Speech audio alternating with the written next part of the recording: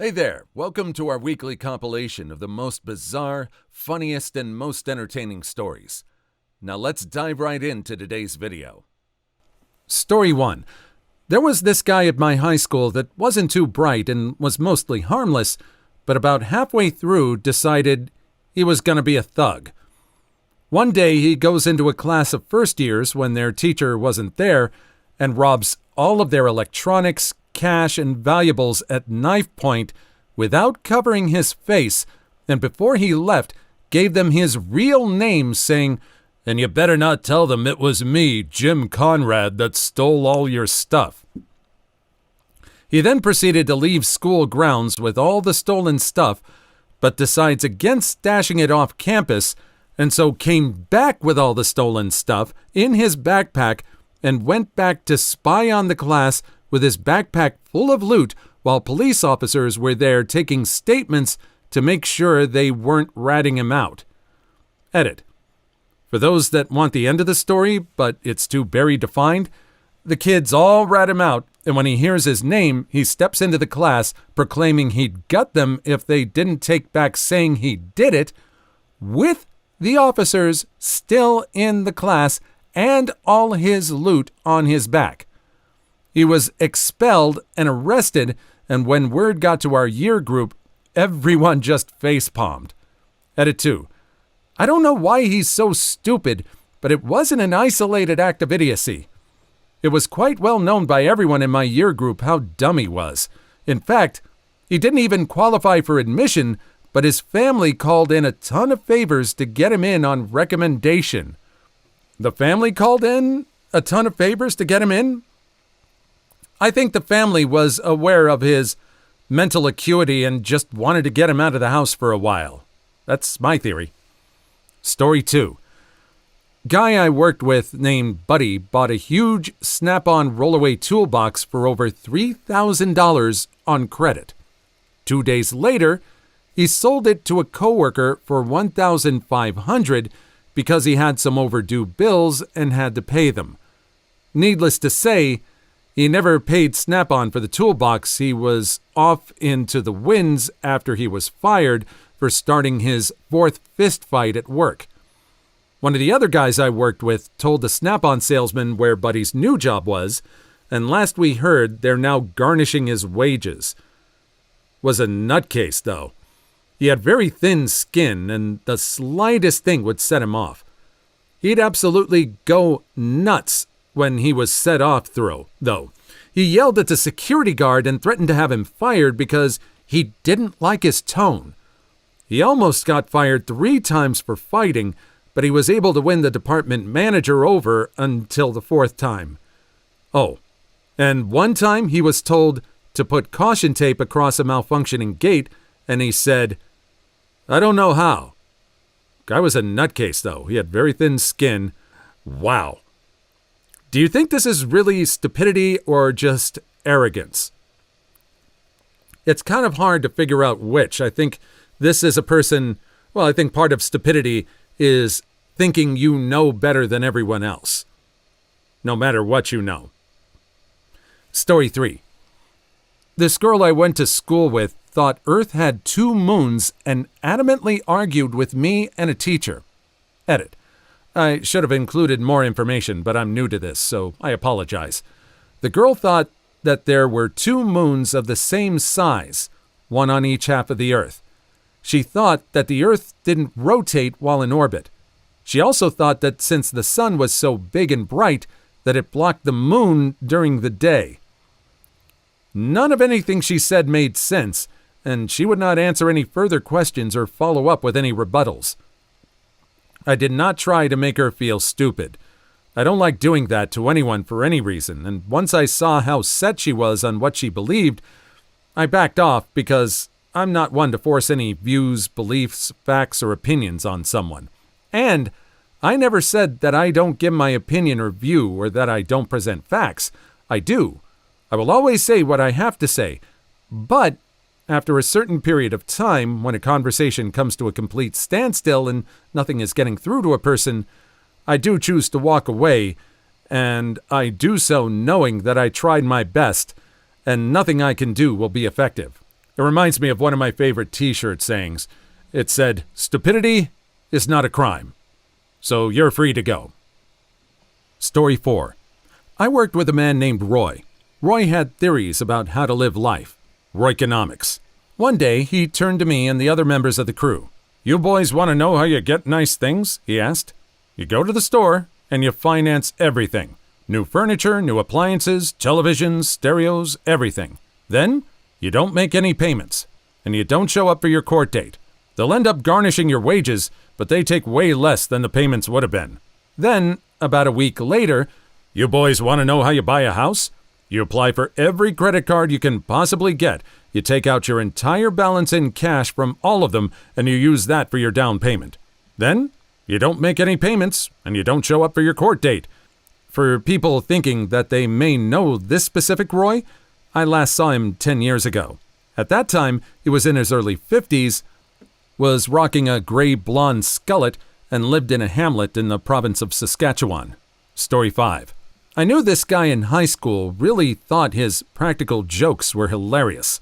He would do stuff designed to tick you off, thinking your salty reaction would make it funny. You may be thinking, this guy's a tool, and you'd be right. But he's also incredibly stupid, because every time someone said, "Dude, fracking chill out with your hogwash," he just blew it off. Social stupidity, I guess. Well, one day, knocks this kid's hat off his head. These guys were friends, but clearly there was some hostility. Other kid picks up his hat and tells Pranker to frack off. Pranker smacks his hat again. Other kid tells him if Pranker knocks his hat off a third time, he'd knock Pranker's head off. Pranker has a smeg-eating grin, completely oblivious to how dead serious this guy was, and got absolutely clocked in the face when he fracked with this guy's hat a third time. All he could say is, "What the hell, man? Chill out!" But no one was willing to hear him out. Story 6. My ex-husband. We were playing rock, paper, scissors to decide who had to go change the baby, best 2 of 3. Round 1, I threw a scissor and he throws rock. "I win," he proclaimed. Round 2, I throw paper and he throws rock. "I win," he says again. Paper beats rock," I tell him. His response? "No, rock beats everything." I spend like 5 minutes trying to wrap my mind around this. Finally, I ask him, "Then what's the point of even playing?" In total sincerity, he says, "To have fun." Clarification edits. 1. No, sadly, he was not trolling me. He was completely serious. I know it's hard to believe, but in all fairness, he was born and raised in Florida. 2. Yes, I changed the baby. I did pretty much everything involving the baby after that. 3. As for my own level of intelligence and that of my son, I think he said it best himself when, at 4 years old, he said to me, "Daddy can't help it. What's your excuse?" Whatever kind of thing the dad has regarding intelligence, it must skip a generation if the kid has that much of insight into his dad at 4 years old. That's actually kind of brutal. What did the mom do? Jeez. Story 7. The first time I met Ben was in Improv 101. I was only taking the class for fun, but about half the people there were aspiring actors, including Ben. On the first day, the teacher had us all play this silly game to break the ice, and so we'd all remember each other's names. The rules are pretty simple. 1. Pick an adjective that starts with the same letter as your first name. 2. Introduce yourself using adjective and first name. And 3. Do a simple gesture that goes with it. So everyone is going around the circle, introducing themselves as Daring Daniel and Lonely Lauren and Awesome Alex, until we get to Ben. Ben introduces himself as Surfer Ben. He proceeded to misunderstand at least one key element of every game or exercise for the rest of the class. I have no clue how this man functions in daily life. He has since managed to get a few featured extra roles on TV, though. Story 8. I posted this story before, but this seems like another appropriate thread for this story. One night during high school, my friend and I got invited to a party. I didn't drive back then, so my friend picked me up. All went well on our way to the party. On the way back, however, he got pulled over. As we were pulling to the side of the road, I told him that I was going to pretend to be sleeping since I was the passenger. Anyway, I hear the cop get out of his cop car, walk towards our car, stop at the window, but doesn't say anything. I can feel the brightness of his flashlight, but I don't hear him or my friend say anything. After about what seemed like an eternity, I decided to open my eyes to see what's going on. That's when I see my friend, the guy who is driving, pretending like he is sleeping too. Story 9. Guy in my aircraft technician class. I'll call him Jim. The module at the time was about electrical power. We were having a review one Friday before the exam started. Earlier that week, we had covered the batteries used on the aircraft, what types, how they were constructed, etc. Trainer turns to Jim and asks him about the different types, expecting him to say lead acid, lithium ion, and so on. Nope. Jim thinks for a moment and says AA, AAA, C. When we got to the hangar for work experience, the same trainer had lost all faith in Jim. We were all assigned jobs in the morning. Me and another guy on wings, a couple more on landing gear, all down through the group. Then he gets to Jim, placed an A4 sheet of paper on the ground, and told Jim to stand on it so it didn't blow away. We all laughed, Jim included. The trainer was joking, right? He wasn't joking. Jim stood there all day. Story 1. I was an intern at a tech company, and in a one-on-one mentorship meeting, my boss asked me what skill set I wanted to pursue in the future. I said that I wanted to do back-end work. This was a programming internship. He replied and said, "Girls aren't smart enough for that type of work. How about we put you on the QA path? You'll do better there." At the time, I was so stunned that I just repeated quietly that I wanted to do back-end work. But the meeting ended awkwardly after that. I always thought that I would be courageous in the face of blatant sexism if it ever happened to me. But instead, I was silent because I was a 23-year-old who really needed that internship to turn into a real job. Fast forward a couple weeks, and I was out to lunch with a few coworkers who brought along a lady who had worked at the company for years. She'd been out on contract for a while, so I hadn't met her yet. Everyone was talking about the boss and some of the stuff he had done or said to them, mostly just rude things. So I took a chance and mentioned what happened in that meeting. She said she'd take care of it. Within a few days, he was fired by the big boss. I went on my first contract doing back-end work about a month later, and I loved it. As I understood it, I was not the first person to have serious complaints about him. Just the last person. Ooh, I think that reading went well. Check it out. New glasses, so I can see these scripts a little more clearly. Hopefully the rest of my on-air reading is just as smooth. Let's keep going. Story 2. It was my supervisor. It got to the point that I had decided to quit. I had my resignation letter in my purse, but decided to let his boss know why I was quitting. Supervisor would talk about all the people on our team constantly, but only behind their backs. I got so sick of telling them to cut it out. My husband and I happened to work at the same place, different departments, and my supervisor would make intimate comments about threesomes with him. Ew. What hotel we picked for our afternoon delight, stuff like that. It was so bloody uncomfortable. Apart from this, he spent most of his supervising time outside smoking. Problem was, supervisor was one of the guys and I was the only girl. Turns out his boss was disgusted and told his boss, who lost his mind. They started an investigation which took 3 days. They interviewed staff. They corroborated what I said.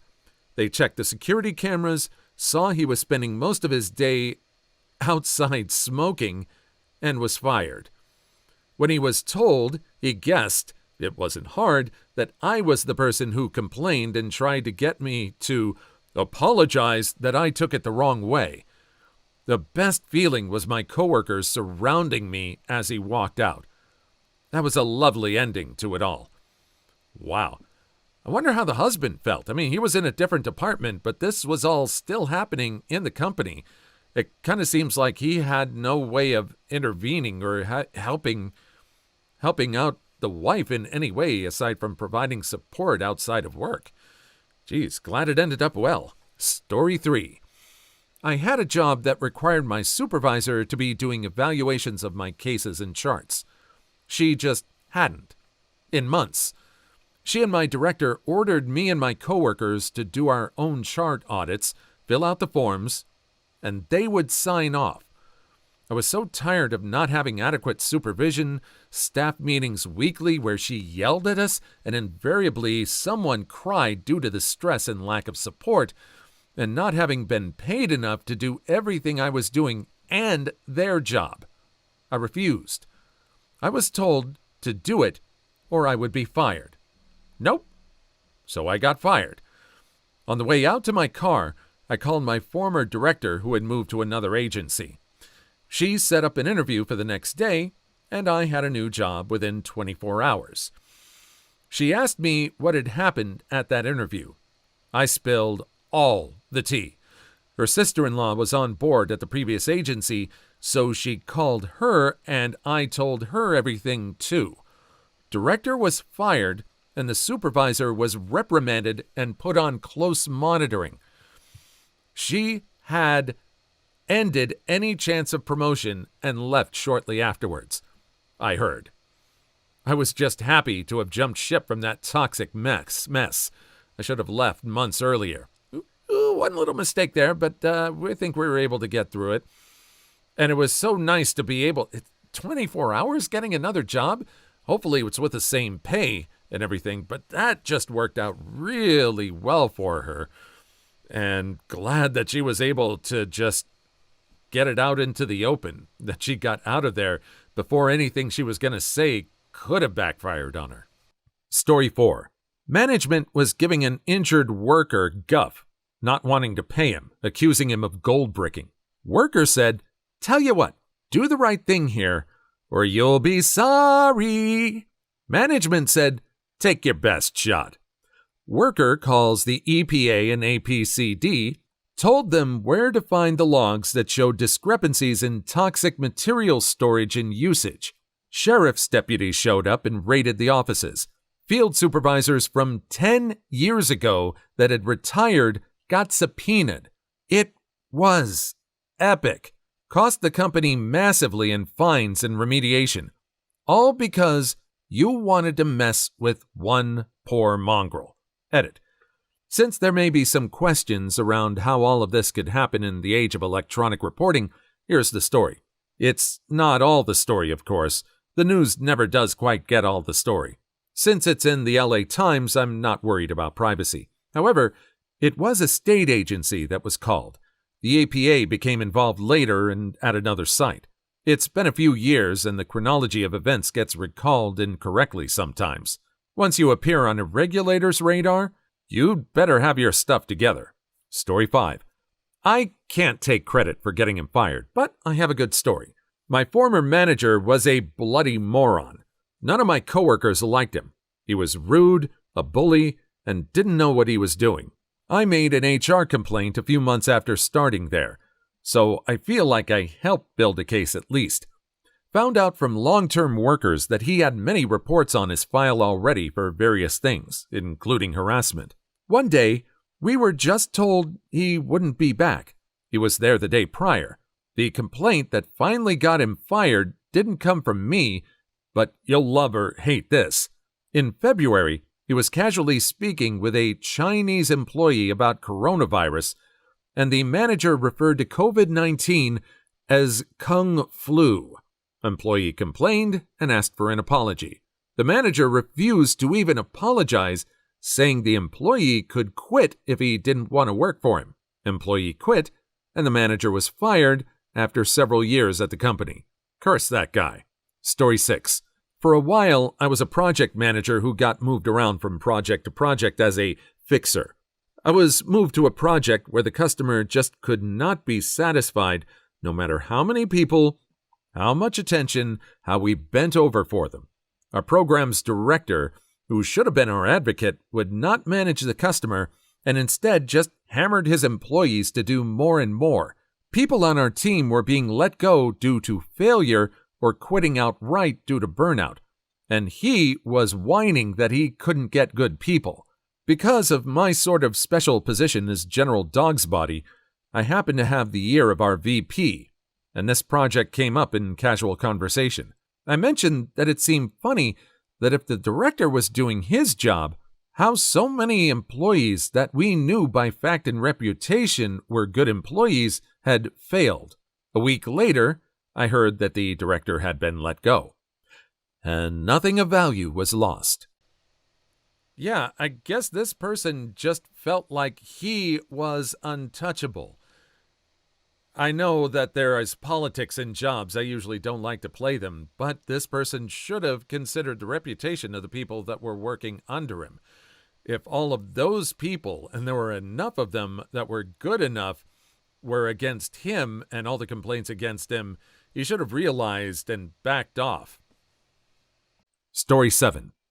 Over the course of my apprenticeship, I wrote down about half of the major harassment events. Our company was bought by a company which hired a real HR department. So the week I turned into a journeyman, I told HR, I must be put on the opposite shift of this man for these reasons, as it's affecting my mental well-being, all date-stamped with emails. In one safety meeting, the general manager of the site shook my supervisor's hand and said, "You're a long way from home." My supervisor was a South African white male. The next set, he was fired. If I had written down every harassment episode, there would have been a full book. I learned now to write down everything inappropriate that happened at the workplace, because in the end, you'll always wish you had. Story 8. Was working maintenance at an ice rink. The rule for anyone who knows how an ice rink works is if the Zamboni doors open, you get the hell off the ice. Some jerkwad decided to ignore the fact that they were open and that I was standing in the doorway and decided to rip off one last slap shot.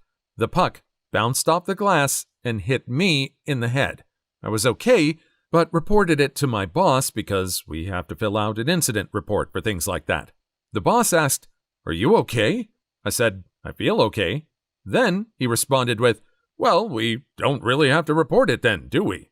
I reminded him of the protocol, but it was clear he didn't want to do it. Since he wouldn't do it, I sent a descriptive email of the incident up to the administration because I felt there should be some sort of documentation or paper trail in case, heaven forbid, I ended up having a brain hemorrhage or something a few days later. The boss was fired by my next shift. Story 1. His intense secrecy. He doesn't even keep things secret on purpose. He just doesn't mention things as a default, and the result is very, very weird. His whole family is like this, freakishly unwilling to talk about themselves. He is so secretive that I found out after 7 years together that he has 2 brothers, not one. Nothing scandalous or anything at all. They talk on the phone once every few months. Months? And when I emailed his brother, he wrote back right away to say hi. Seems like a nice, normal dude. But I guess since he lives in New Zealand, he doesn't come to family gatherings, so I haven't met him. This is par for the course. I found out about a grad degree when we ran into one of his profs at a burrito palace. When I asked why he never mentioned his brother, he just said that he would have if asked. I don't know that how many brothers do you have is a question you should have to ask, but apparently, to be honest, the same. Found out he was a qualified scuba instructor 3 years after being married, finding new stuff about him all the time. To be fair, though, we only found out last year he has autism, so it made more sense that he will only answer direct questions. Never thought to ask that one, though. He's not deliberately secretive, just doesn't occur to him to share spontaneously. He's the most loyal person I've ever met, so I never worry.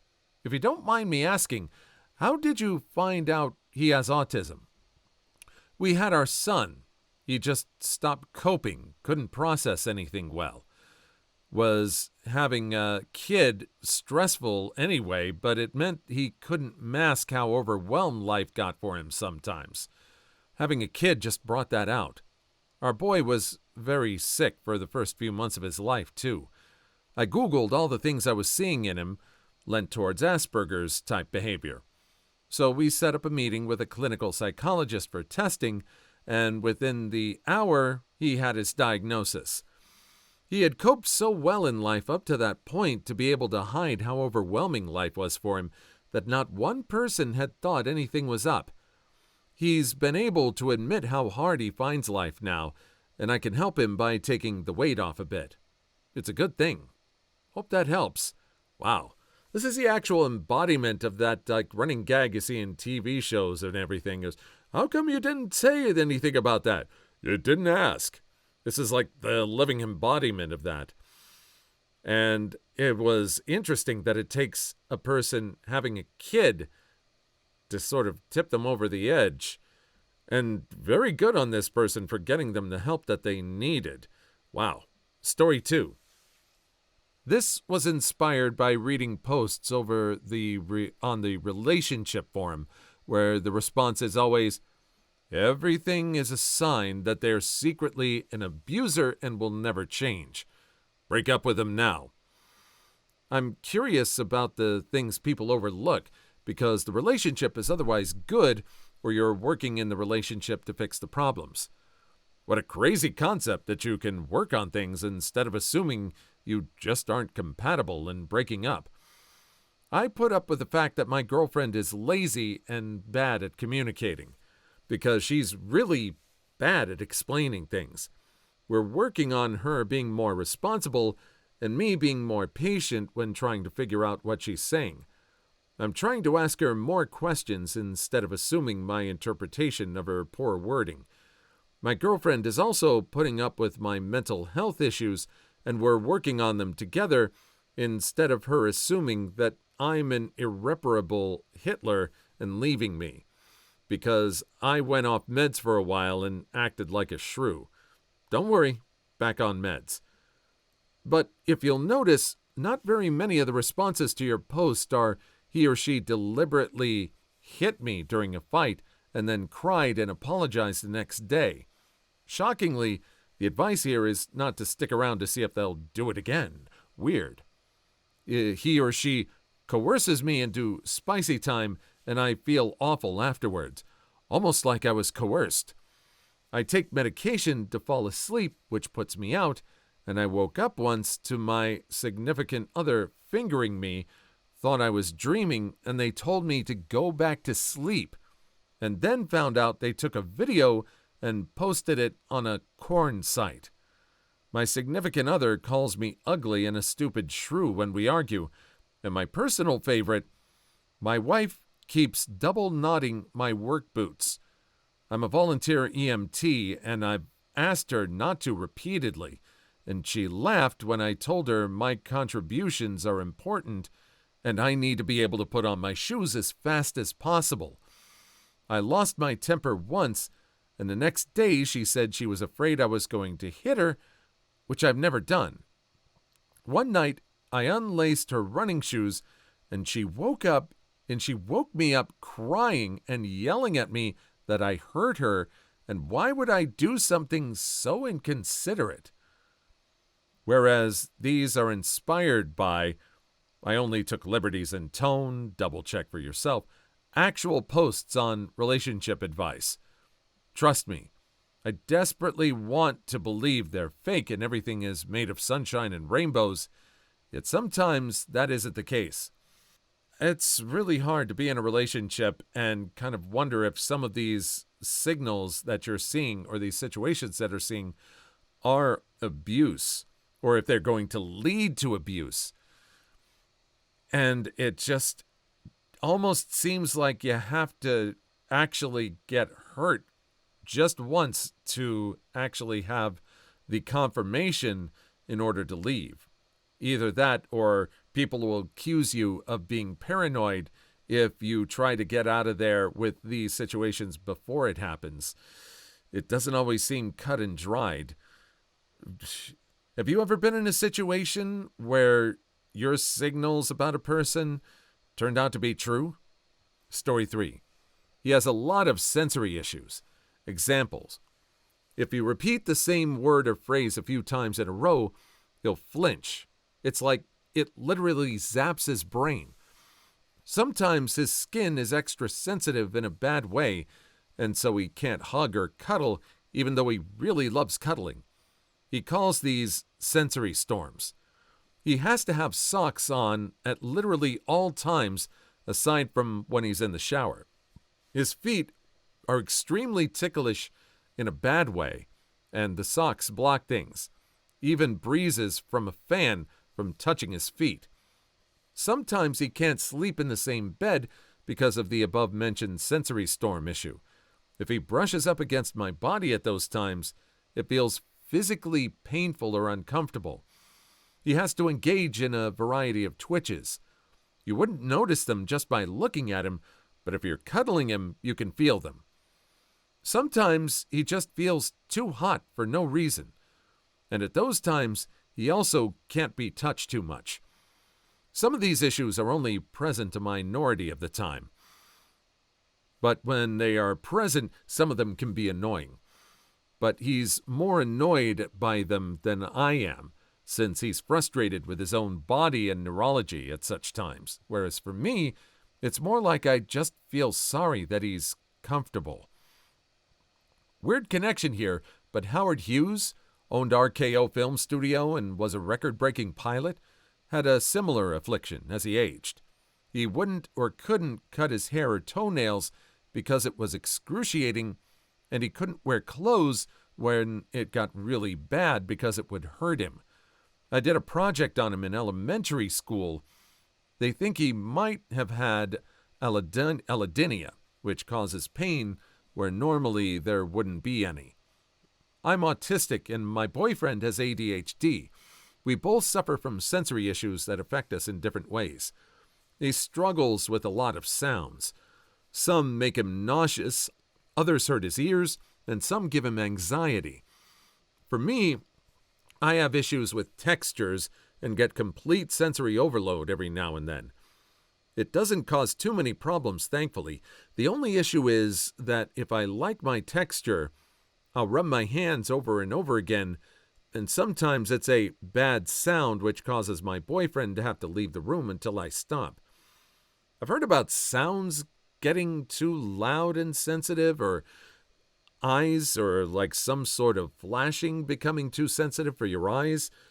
I've never really stopped to think about some people just having too sensitive a skin or too sensitive to the touch, so much that it affects your brain. Have you ever had anything like this happen to you at all? Story 1. Every other Imperial TIE pilot is out there going gaga over the TIE Defender. And yes, I get it. It's got heavy shielding and 6 forward-fire weapons, 2 ion cannon and 4 lasers. It's got good speed and radial velocity, too.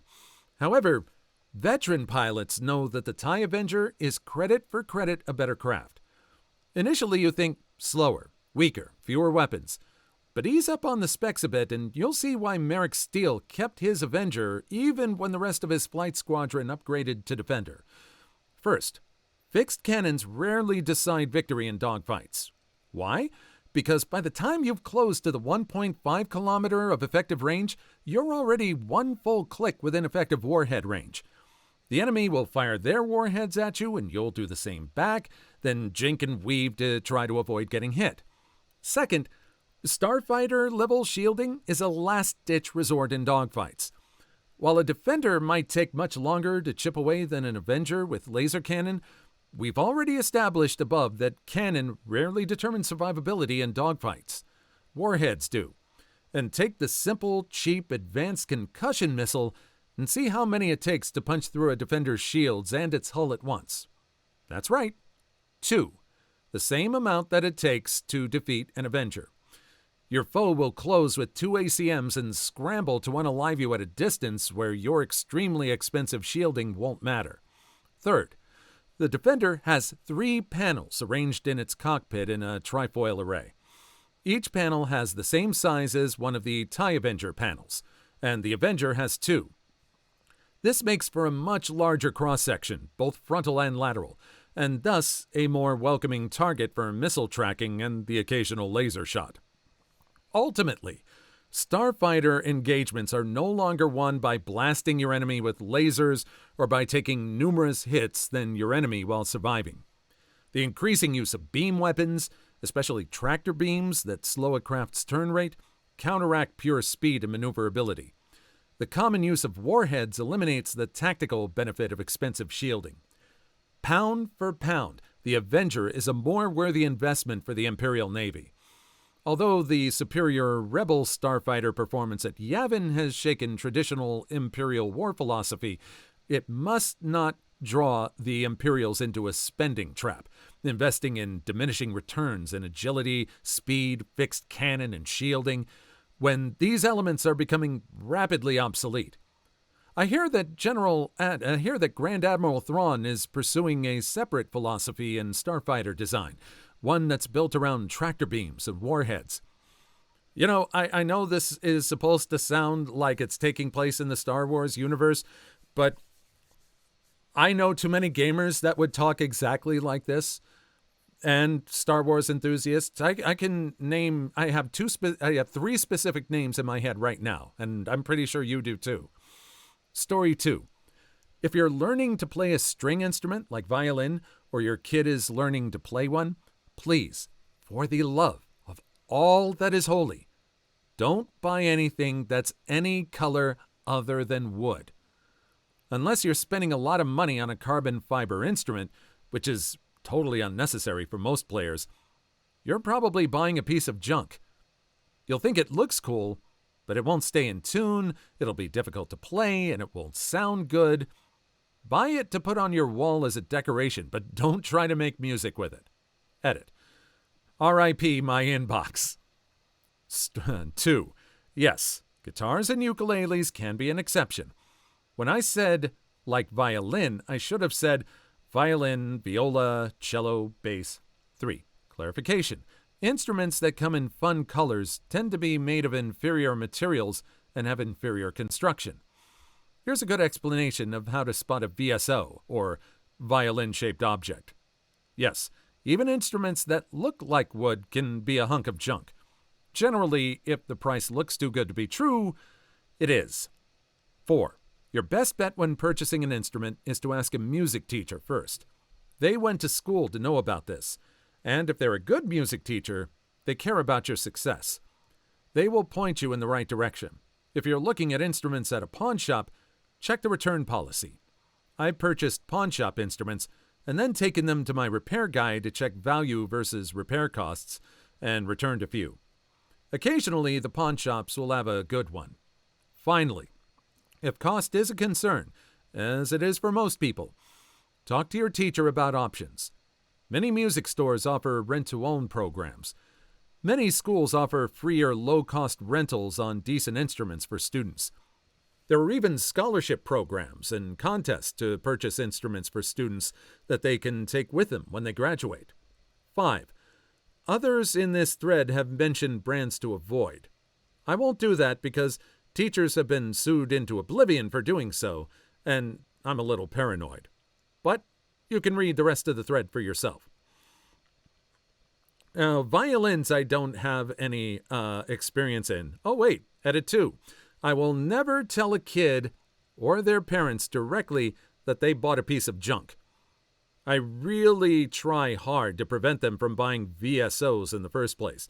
But if a kid comes in with a purple violin and they're really excited about it, and I know that their parents had to work overtime before Christmas to get $100 to buy it, I'll usually rent them a school instrument because we can waive the rental fee for a kid who already owns an instrument.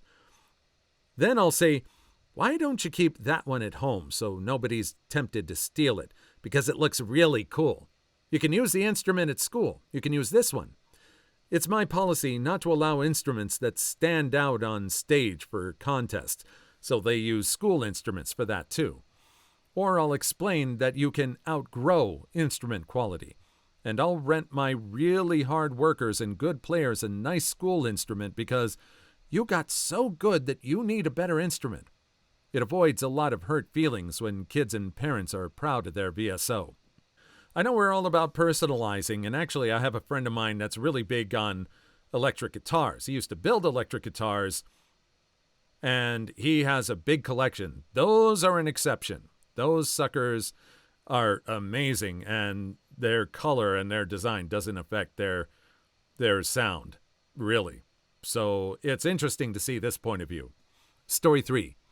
Not that I have anything against Settlers of Catan, but it's kind of annoying when people say they're intense board gamers because they played multiple rounds of Settlers, or because they have more than one expansion. I'm glad you're trying new games, man, but you're really not that intense. Edit. Seems like a good time to rep one of my fave subs, board games. Codenames, fantastic party game. Codenames. Everyone I played with loves this game. Check them out to get started in other. Edit 2. Actually, you know what? Here are some great games you can try if you want to get into board games. Dominion. Great deck builder. Tons of strategy and growth. Seven Wonders. Interesting drafting mechanic that really makes you feel involved with everyone in the game. Battlestar Galactica. Lying, traitors, deceit, and execution. What's not to love? Power Grid. Got any accountants? They'll love this math and optimization intensive game. Agricola. One of the best worker placement games in the genre. Yep, I agree. Settlers of Catan is just the tip of the iceberg, just like Dungeons & Dragons is the tip of the iceberg into tabletop role-playing games. They didn't mention one of my favorites, though. They should really look into the Cones of Dunshire. Story 4. As a climber, I'm hard-pressed to think of anything that would be the Beats headphones, especially related to not being worth the price. I do see a lot of people wearing La Sportiva solutions who won't even touch problems that would require such a shoe. To explain that further, if you're just getting into climbing, you don't need to buy one of the most expensive shoes on the market to make it up the wall. I would suggest getting a cheap pair that feels good for you.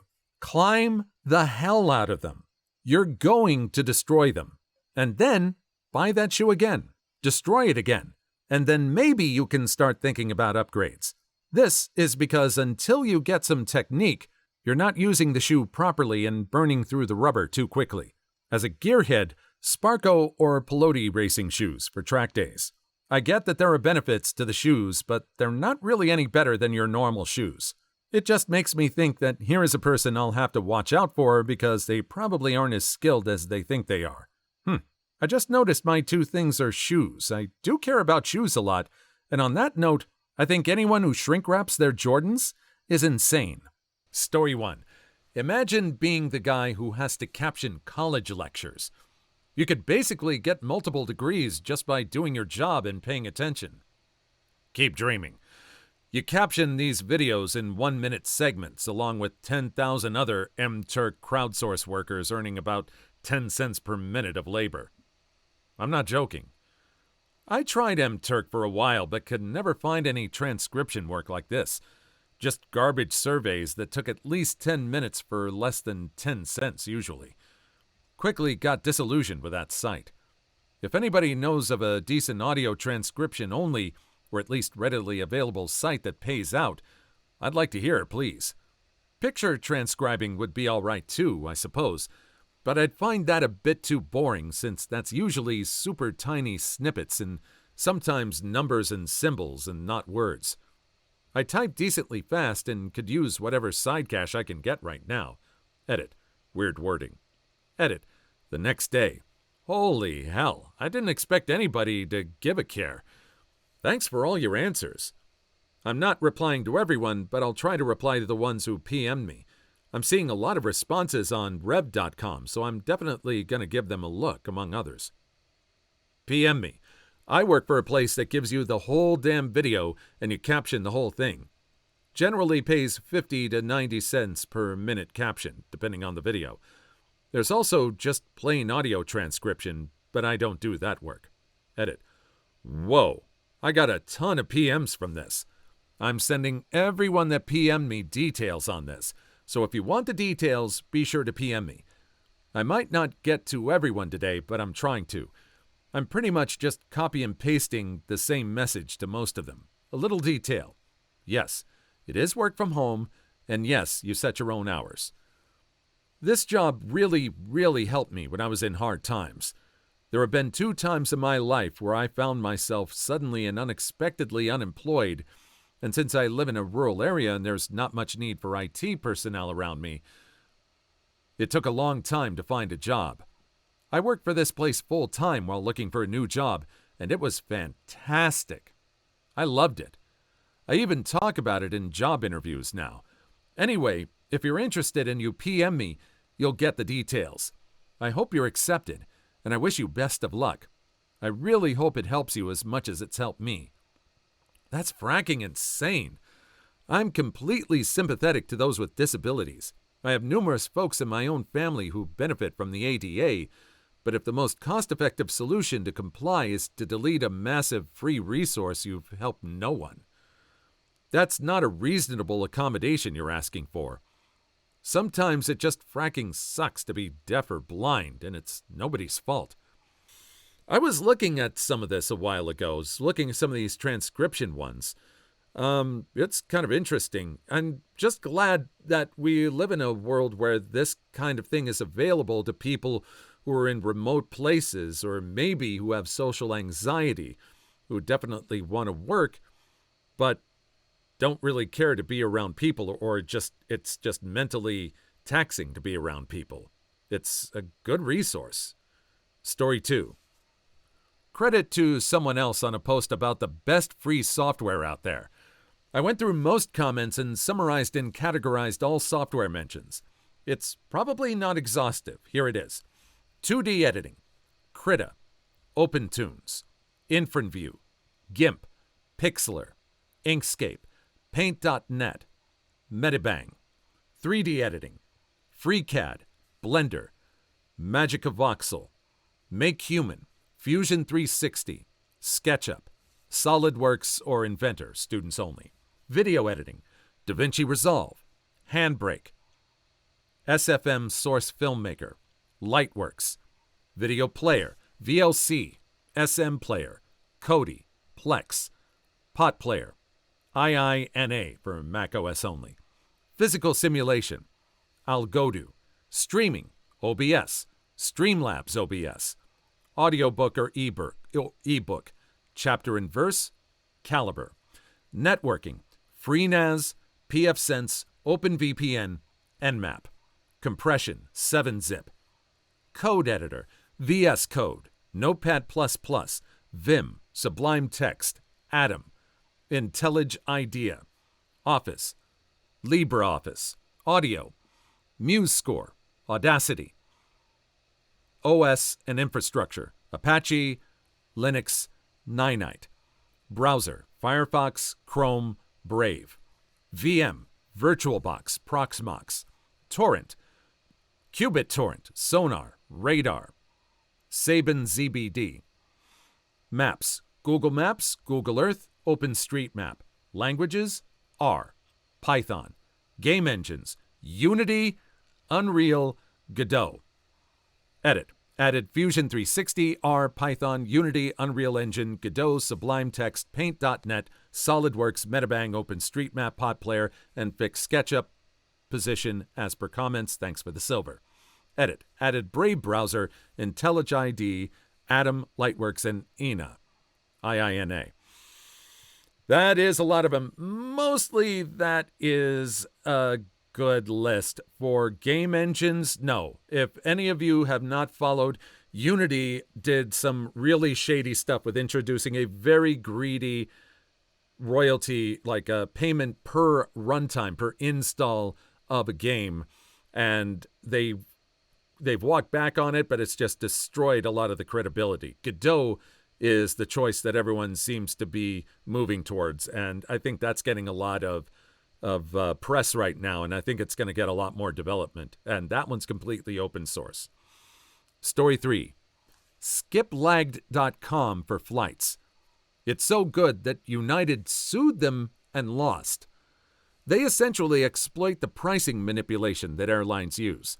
Example, if you want to go from Phoenix to Atlanta, sometimes a ticket from Phoenix to Fort Lauderdale connecting through Atlanta is cheaper. This website finds those flights for you. Just don't check in a bag. Edit. A succinct article highlighting tips and risks. Summary. Use it sparingly and you'll be good. Edit 2. The website's creator didn't ask me anything 5 years ago. I used to work for American Airlines. If you do this, make sure you have a completely separate reservation for your return flight. Once you miss a segment of your flight, airlines will usually cancel any other flights on that reservation because they assume you won't make them either. Yeah, my girlfriend almost got stranded in Brazil because of this. She missed her connecting flight and had to buy a new one-way ticket into Brazil. No one told her her entire trip had been canceled.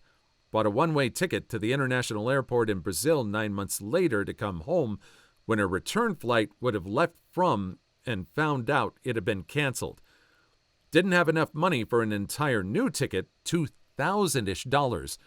Luckily, talked it down to like $600 with customer service, but it was some hogwash. That should be illegal. No kidding. I paid for it. It's none of your business if I don't use it or not. I get it when it comes to taking up space, see it on a plane, but deity damn, how hard it is to email or call the customer to confirm. I don't see how taking up space on the plane has anything to do with it except for the airline's hideous practice of overselling flights. It's the overselling that should be illegal. You should be able to pay the face value and buy every seat on a flight and have it fly empty if you have the money and the whim.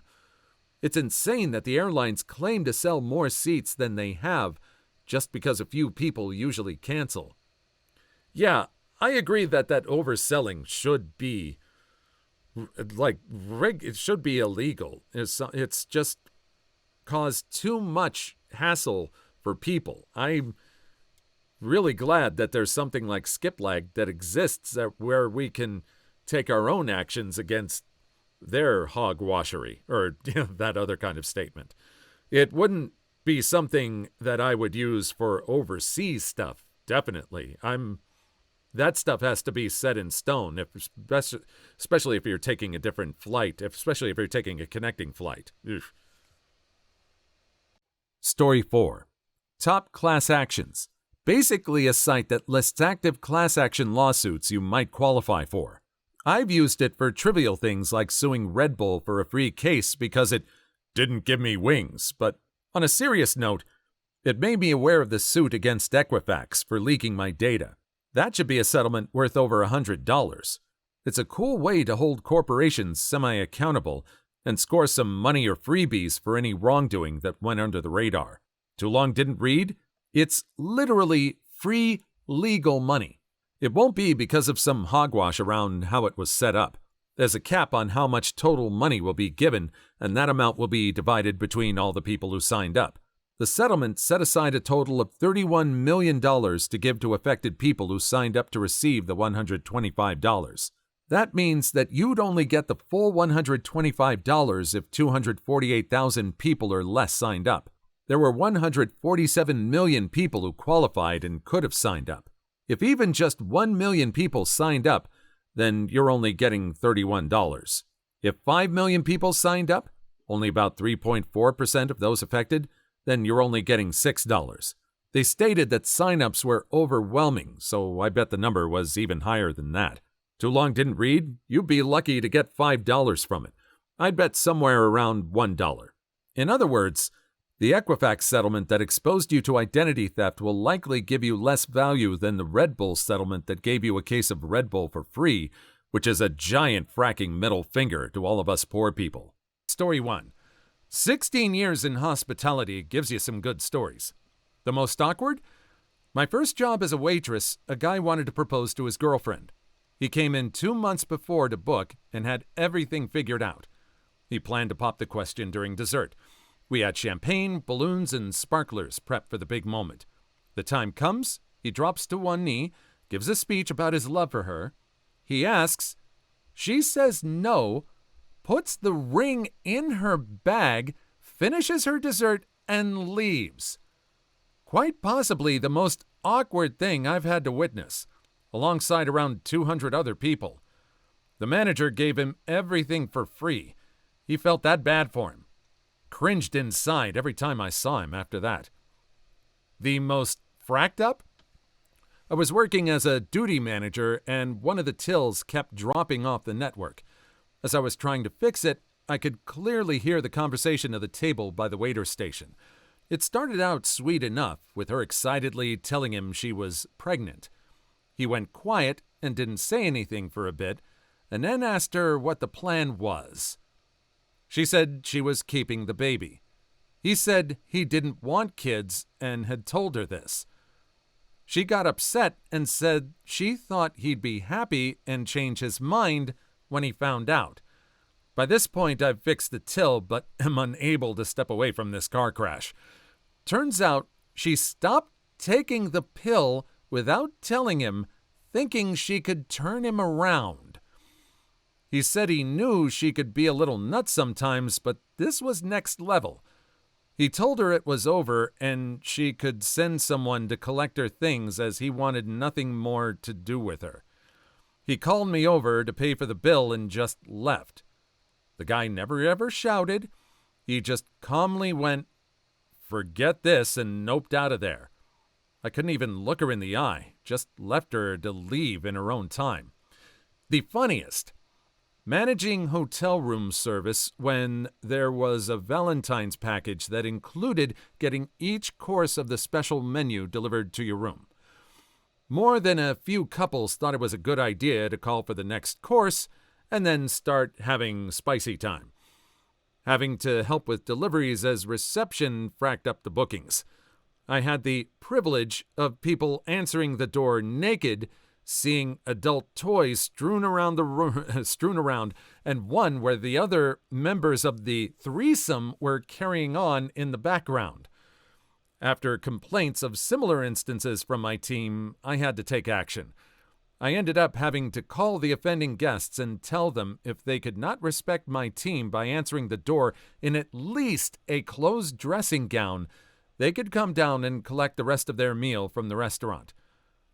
Bonus from the same night. Had to call an ambulance for a woman with a dislocated shoulder. The guy admitted that they were trying to recreate I don't know if I can say this word. It starts with a B and sounds like UAE type scene in the shower using conditioner as the product. He slipped in the conditioner and fell on her. Oh. As far as the first one, do you think that woman deserved to keep the ring after she said no? That just seems like that's really bad form. Like she wasn't supposed to do that. It was, I don't know. What do you think about that? Even if you say no, do you think a woman is still entitled to the ring? Story 2. I was the manager of a wings and pizza place with a full bar. Definitely not the kind of place you'd take someone for a romantic Valentine's Day dinner. But it was still busy because some people aren't very tactful.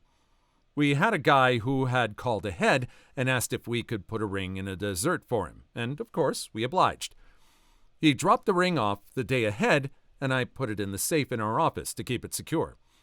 Fast forward to Valentine's Day. The couple shows up, and they're obviously in love, that she didn't seem to notice or care about the fact that he had brought her to a middle-of-the-road place with a sports bar atmosphere on the most romantic day of the year. They ordered champagne, well, the local winery's best sparkling white, entrees, and it was almost time for dessert.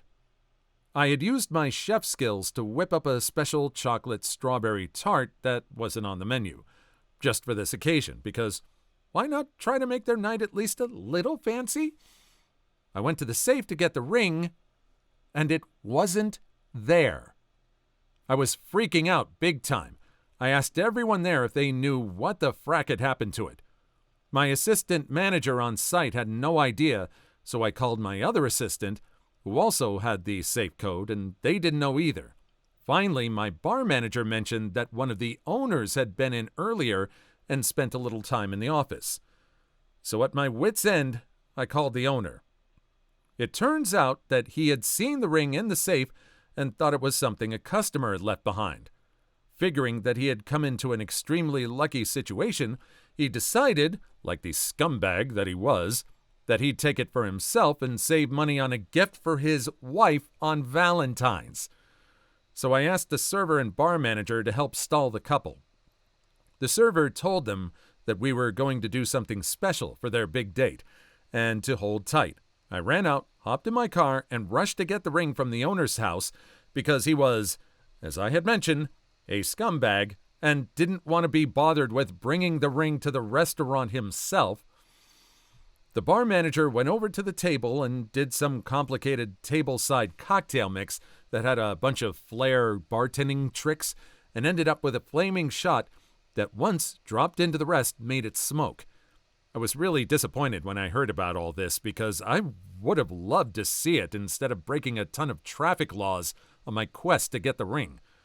Finally, I rushed back in after about 15 minutes of being on the brink of a heart attack, placed the ring on the dessert, and had their servers take it out.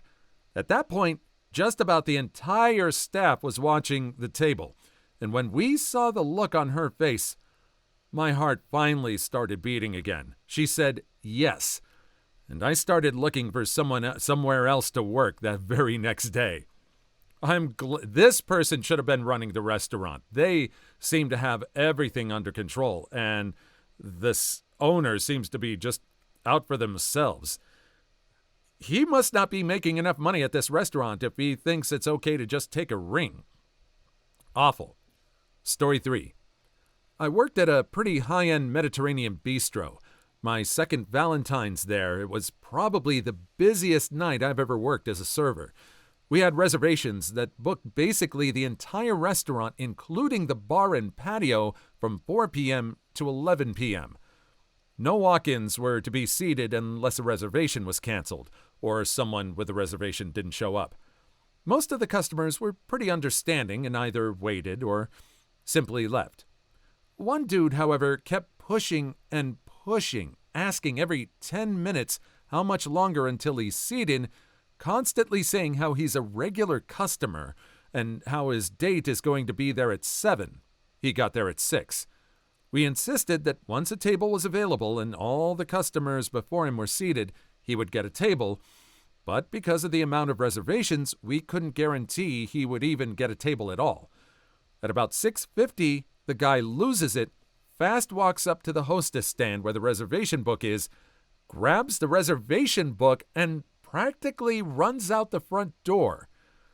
Now everything is going to complete smeg because the only copy of the reservations for the night that is barely half over is gone.